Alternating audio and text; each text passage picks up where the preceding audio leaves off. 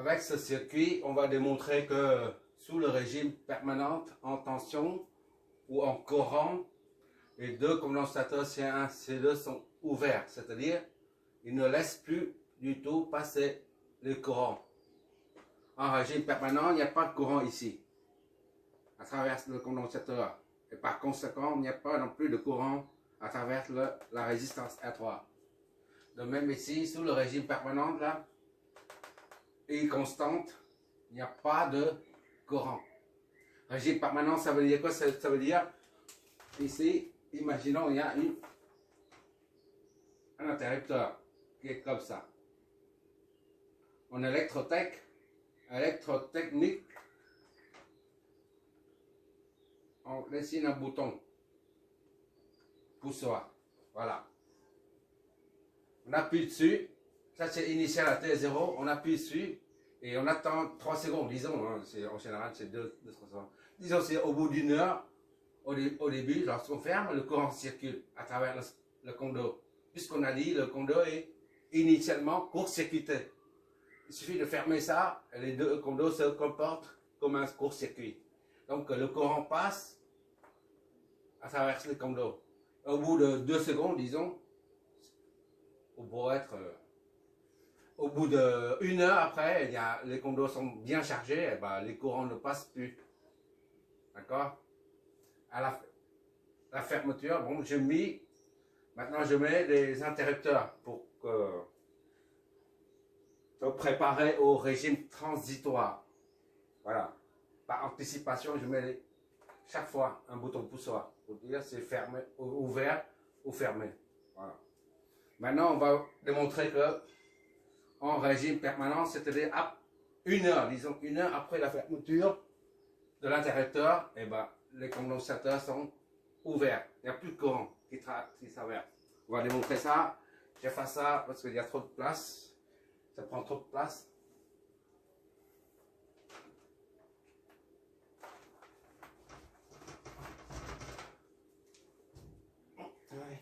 Il n'y a que 3 mètres carrés ici, là.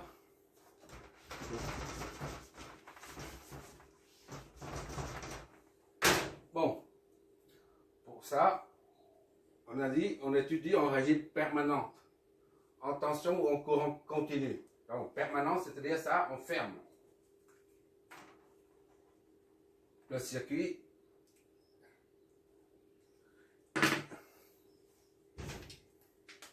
Et à présent, en régime permanent. Voilà. Pour étudier ça, on va utiliser la méthode classique, la méthode générale que les simulateurs utilisent. Un ordinateur, ou un simulateur plutôt, utilise toujours la méthode nodale. Ceux qui ont conçu les simulateurs, ils utilisent la méthode nodale. C'est une méthode générale, c'est la méthode générale. Donc, c'est tout ce qu'on a fait depuis le début jusqu'à maintenant. Bon, pour commencer, on va noter ça. On va attaquer directement sur ce 1, nœud 1, nœud 2. Voilà. Et 0 ici. Voilà la référence. 0. Voilà. Cadrage. OK.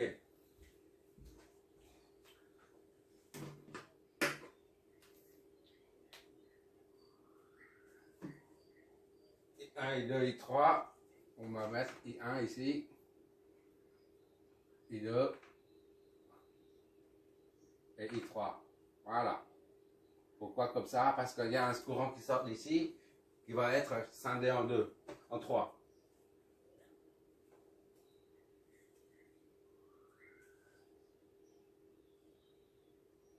I4.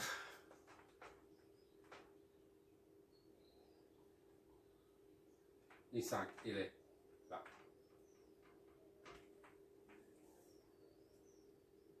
I4 ici, I5 ici.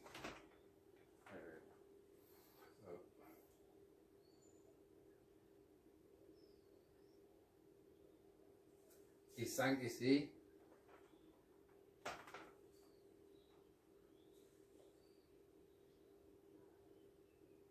Ça c'est IS. On va faire IS. Voilà. IS va être scindé en 3. Et après I4, I5 ici. I5. I4. On vérifie la cohérence de la circulation. IS arrive au nœud et les trois courants I1, I2, I3 sortent du nœud. Donc c'est fluide. I1 arrive, I2 arrive au nœud 2, deux courants qui en sortent. C'est fluide. I3, I4, I5 arrive au nœud 0 et après au reconstituer IS. Donc tout est cohérent. Maintenant, les flèches de tension. Là, c'est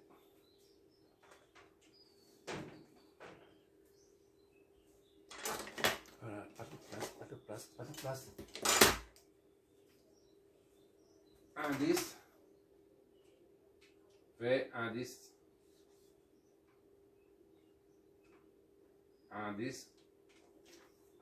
V12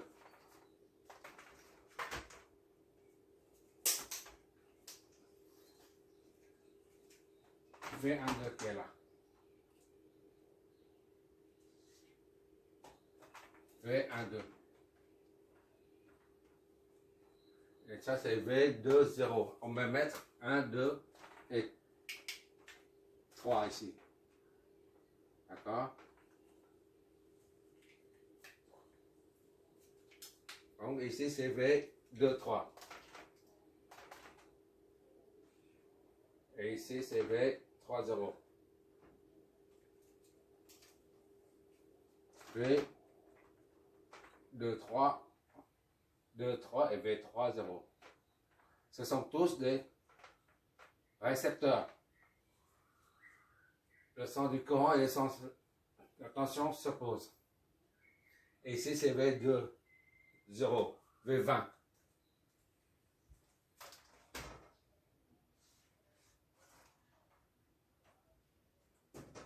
Voilà. Qu'est-ce qui reste?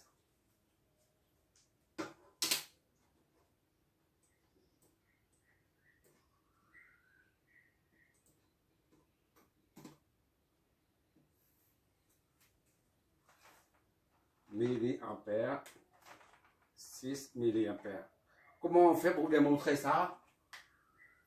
Eh bien, même s'il s'agit d'une source de courant indépendant, en tension continue, c'est un courant continu. On raisonne comme si de rien n'était, c'est-à-dire comme s'il s'agit d'une source variable. Et cette source variable peut être variable ou constante. Ça dépend du temps. Par exemple, au début, c'était comme ça. Et après, c'est toujours comme ça. Voilà. On suppose que ça peut être variable ou constante. D'accord? Au début, c'est variable et après, c'est jusqu'à la fin, c'est constante. Ça, on suppose, on suppose. On a ici, réellement, le courant est constant. Mais on suppose qu'on est dans le cas d'ici, tout à l'heure. Non.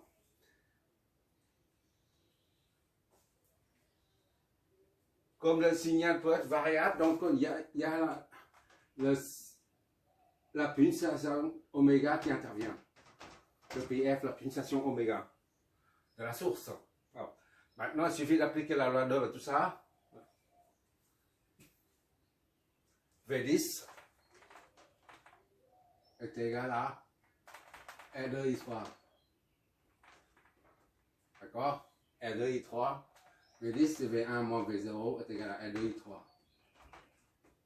Soit I3 est égal à V1 moins V0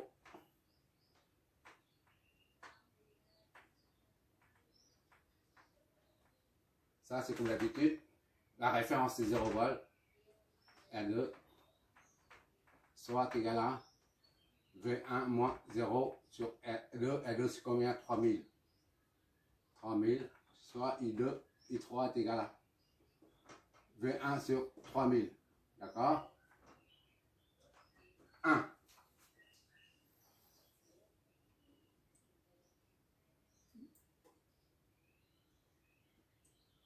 Maintenant, on va faire V12. V12 est égal à... Oui. Alors, la résistance d'un condensateur, ça c'est en régime variable. La résistance d'un condensateur, c'est 1 sur oméga C. Voilà. C'est-à-dire, sa résistance dépend de la pulsation oméga, de la tension ou du courant, d'accord? La résistance d'un condensateur, c'est ça. On suppose qu'on est en régime variable tout à l'heure, d'accord? Bon, ça V12 est égal à... La résistance est XC1, d'accord? XC1 fois I1. V1 moins V2 est égal à XC1 I1. Pour l'instant, on ne connaît pas oméga, on ne connaît que C, d'accord? Mais on n'a pas besoin pour l'instant. Donc I1 est égal à V1 moins V2 sur XC1 est égal à V1 moins V2 sur oméga C. D'accord?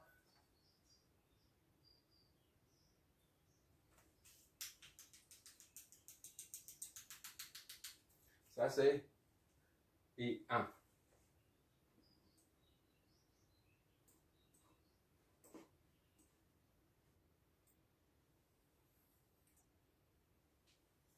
Sur oméga C, non, c'est 1 sur oméga C. X, c'est 1, donc 1 sur oméga C. Oméga C. Donc I1 est égal à oméga C fois V1 moins V2. Notre deuxième équation. D'accord? Et c'est 1 sur oméga C. Alors, 1 sur oméga C, on a un inverse. Et notre équation, V12, on l'a.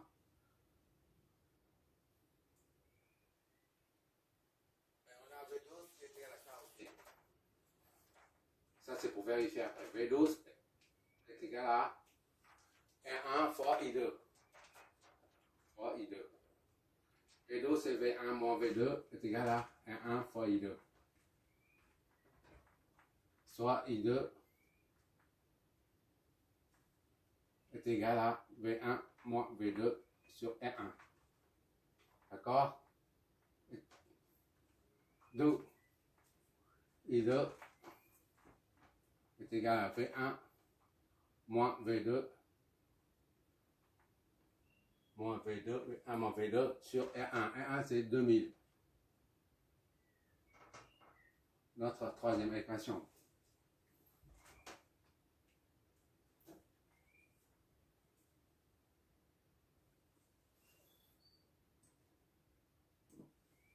Maintenant, il reste ça comme récepteur, ça. On va faire ça vers 23.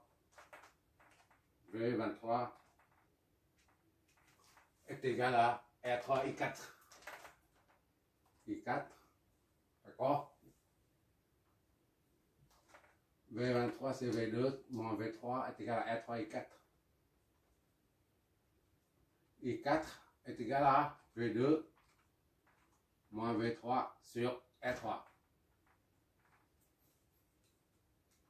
Donc, I4 est égal à V2, inconnu, moins V3, inconnu, sur R3, c'est 5000. 5K, c'est 5000. Notre quatrième équation. Voilà.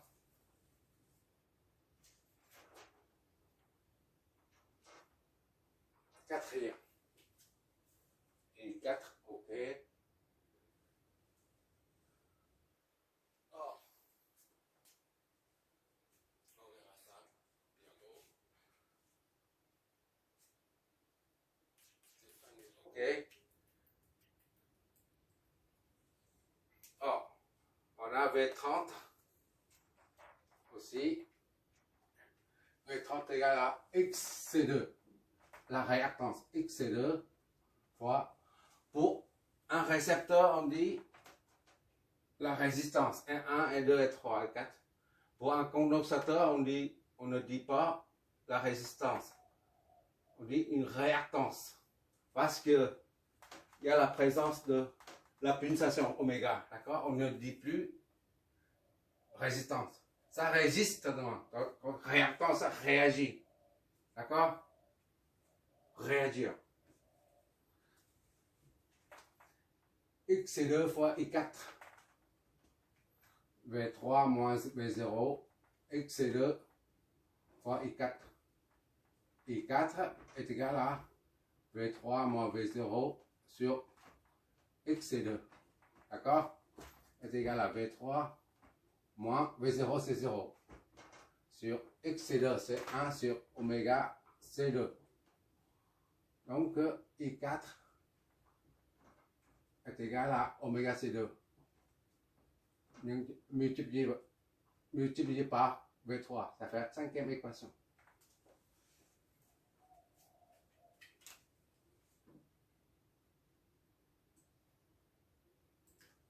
Et il nous reste ça, le 20, je fasse de l'autre côté.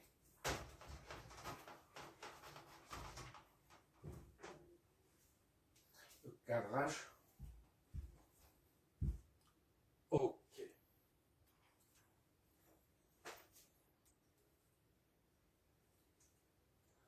Pour V20, on a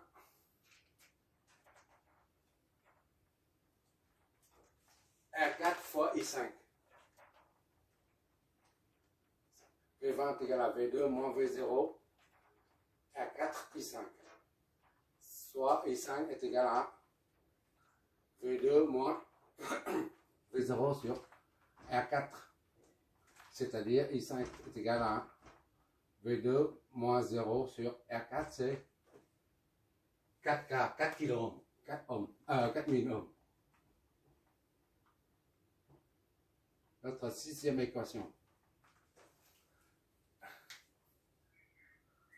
Bon, il n'y a plus d'encre.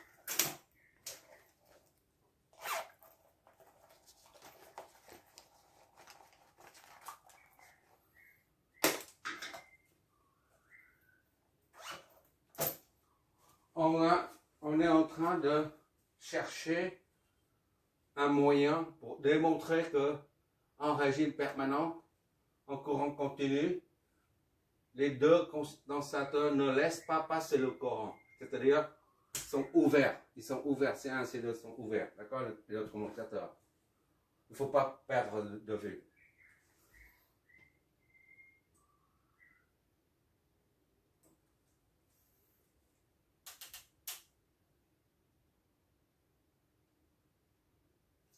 I1, I2,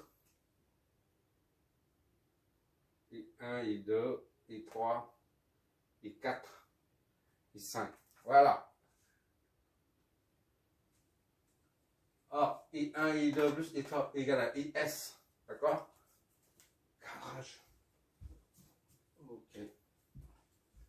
I1, I2, I3.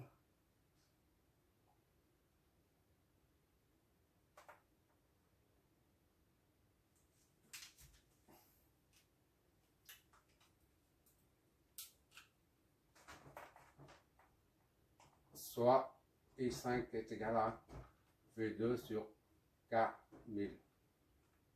D'accord? C'est 6. Voilà. On a ici le courant entrant, c'est IS. Est égal à la somme des courants sortants du nœud. IS est égal à I1 plus I2 plus I3. Donc, I1 plus I2 plus I3 est égal à IS. D'accord? I1, V1 sur I1 c'est oméga C fois V1 moins V2. D'accord? Oméga C 1. Pour bien distinguer oméga C 1. Voilà. Plus I2. I2 c'est ça. Plus V 1 moins V2. Moins V2 sur 2000. Plus I3 V1 sur 3000. IS est égal à IS, c'est 6, 10 puissance moins 3, des milliampères. Voilà.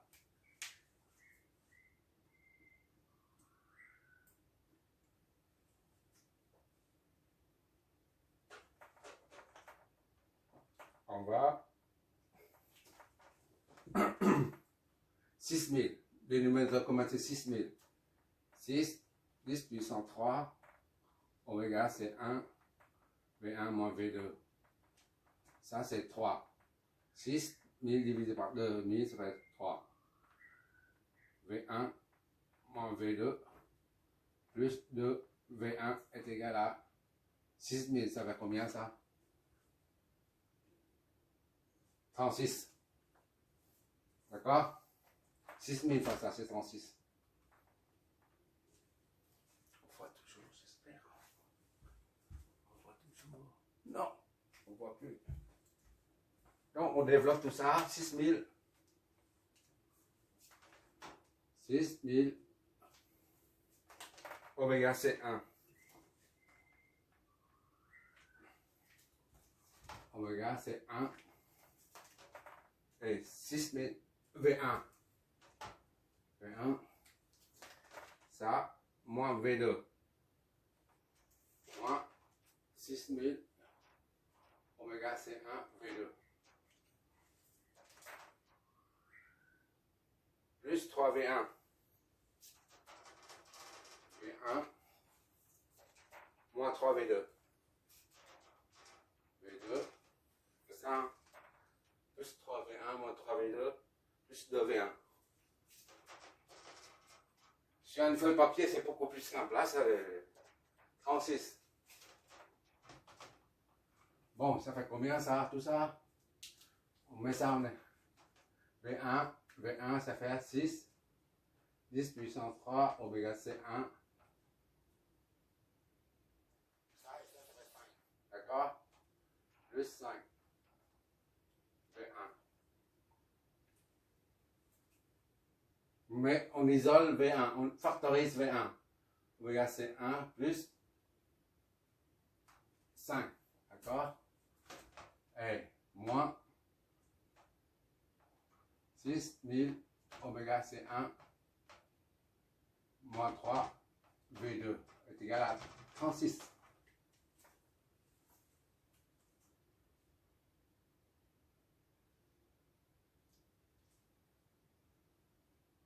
C'est bien ça, oméga c'est 1.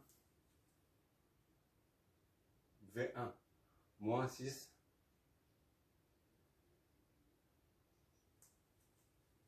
Moins 6, V2, moins 6 plus 3. Ah, voilà, 6 plus 3. Moins en facteur, c'est 8 plus 3. Voilà, c'est ça. Notre 7e équation. Bon, maintenant, qu'est-ce qu'on va exploiter comme propriété du courant?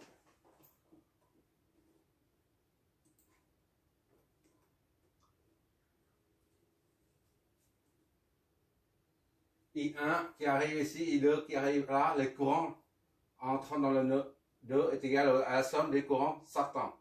I1, I2, I1 plus I2 est égal à I4 plus I5. I1 plus I2 est égal à I4 plus I5. Voilà. Bon, I1, on va remplacer dedans.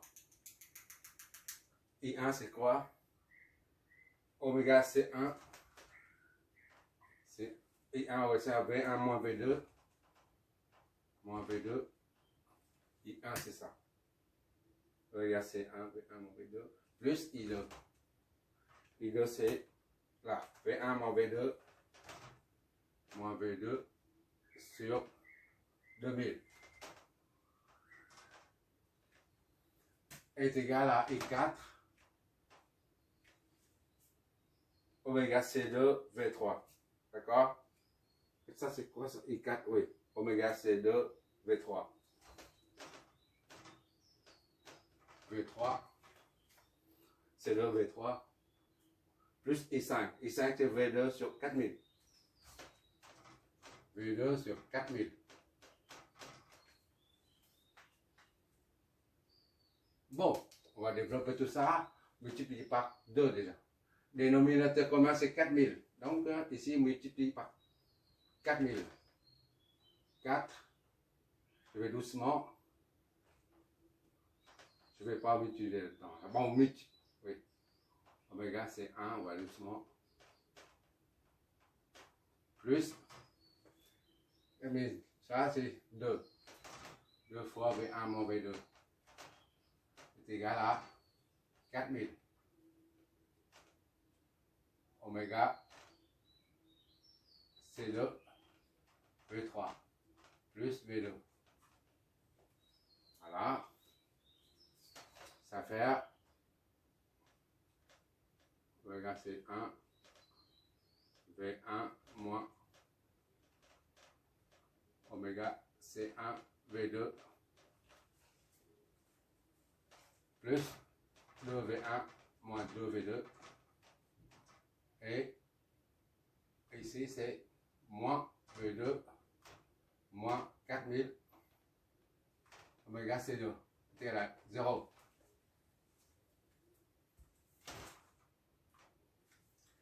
Bon, ça on assemble 2 plus 4000 oméga C1, 2 ici là, oméga C1 c'est là, 4000 oméga C1, V1, maintenant V2, ça fait moins 3V2, d'accord? Moins 3 plus 4000 oméga C1, V2, d'accord? Ça, moins 3V1, V2. On met le moins V2, il reste 3. Ça, V2, il reste moins. Moins et plus, ça fait moins. Égal à 4000 oméga C2. On repasse de l'autre côté. Ça, c'est moins V2, moins 3V2. Moins 4000 oméga C1. OK.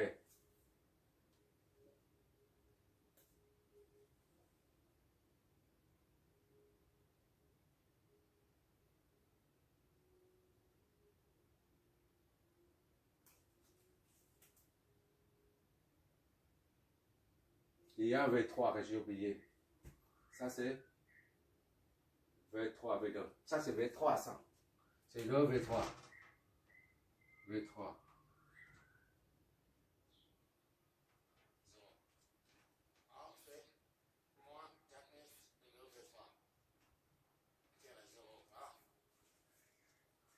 S'éloigner un peu pour voir.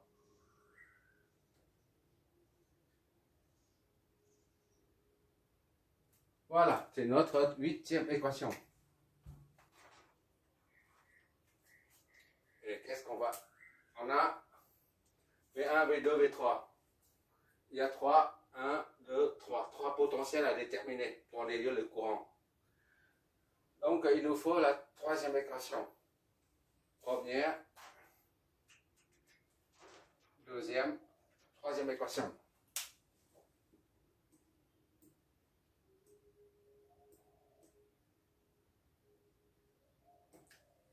Comment on va faire? Oui, I4 circule là-dedans, I4 circule là-dedans. Donc I4 est égal à I4, c'est normal. I4 est égal à I4, c'est-à-dire cette équation est la même que cette équation, égale. Donc 4 et 5 nous donnent I4 moins I4 est égal à I4, soit V2 moins V3, V2 moins V3 sur 5000 est égal à oméga C de V3. D'accord? Donc, on fait disparaître 5000. V2 moins V3 est égal à 5000 oméga C2 V3. Autrement dit, ça donne V2 moins, je fais doucement, V2 moins V3 moins 5000 oméga C2 V3 est égal à 0. Voilà. Et à partir de là, on factorise V2 moins 1 plus 5000 oméga C2 V3 est à 0. Voilà. Moins 1 V3 moins 5000 oméga C2 V3. Voilà. 9e équation.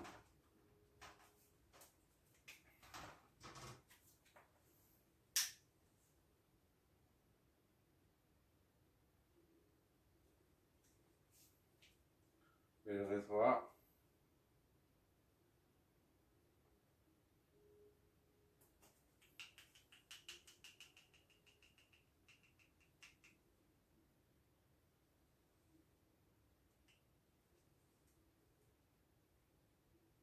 bon, on forme cette équation.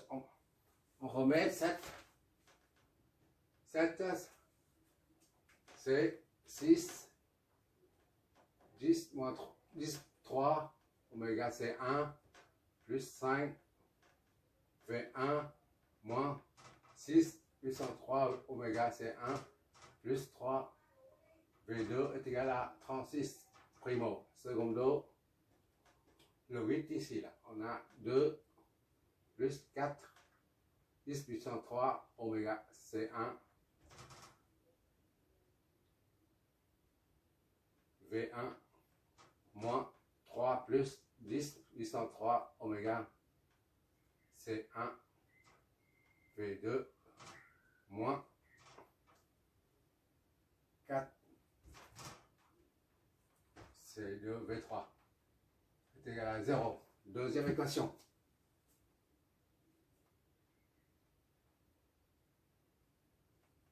Voilà. Et troisième équation. 0 V1 0 V2